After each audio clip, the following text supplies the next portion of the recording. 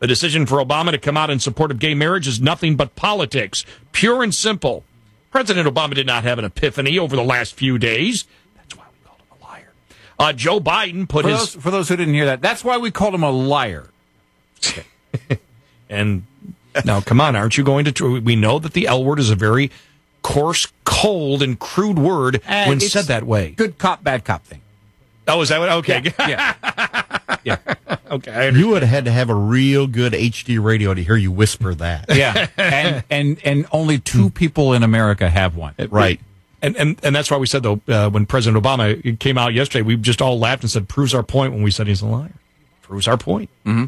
And we got people angry yesterday, but it makes our... Oh, so he just came to the epiphany yesterday after the last, since 2004, where he's been evolving. Yeah. Remember, he evolved once. He evolved the opposite way in 96. Right. He was for gay marriage. By 2004, he was against gay marriage. Well, he wasn't evolving. He was revolving. Revolving, yes, as you came up with that. Yes. Full circles. But what happened yesterday is that his evolver broke. Will it go around in circles? It stopped, and then just, it's kind of like musical chairs. You just get up and look, okay, am I the one left here? Okay, I'll just make a statement. ABC News. But as he writes here, the decision for Obama to come out in support of gay marriage is nothing but politics, pure and simple. He did not have an epiphany over the last few days. Joe Biden put his foot in his mouth while appearing on Meet the Press on Sunday by admitting he supports marriage between people of the same sex. Biden's mistake was not that he supported that position, but that he introduced this hot-button topic to the mainstream and forced his boss into a corner. Remember, no one puts Barack in a corner.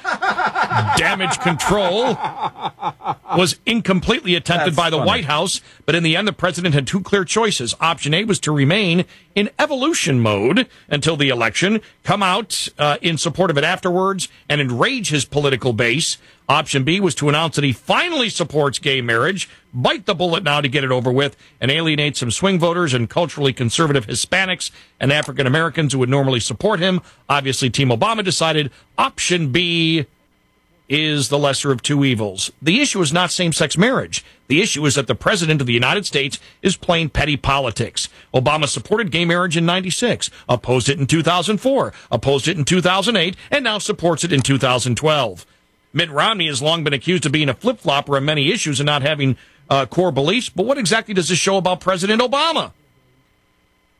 Well, for one, it shows he is one hell of a political acrobat. And that's why, when we said this, yesterday, I mean, everybody knew he was lying. And to be honest with you, this, what we have seen over the last couple of days is what the president has become to the American people. Yeah. And it's not even, and I know some people will disagree with me on this, but whether it was Jimmy Carter or President Obama, it is not their promotion of leftist ideology that brought them, that are bringing them down. It is the fact that they are now viewed as incompetent and just pure politicians. Maybe not so much for Carter as a pure politician. The cluelessness and incompetence, I think, is what people saw in him eventually.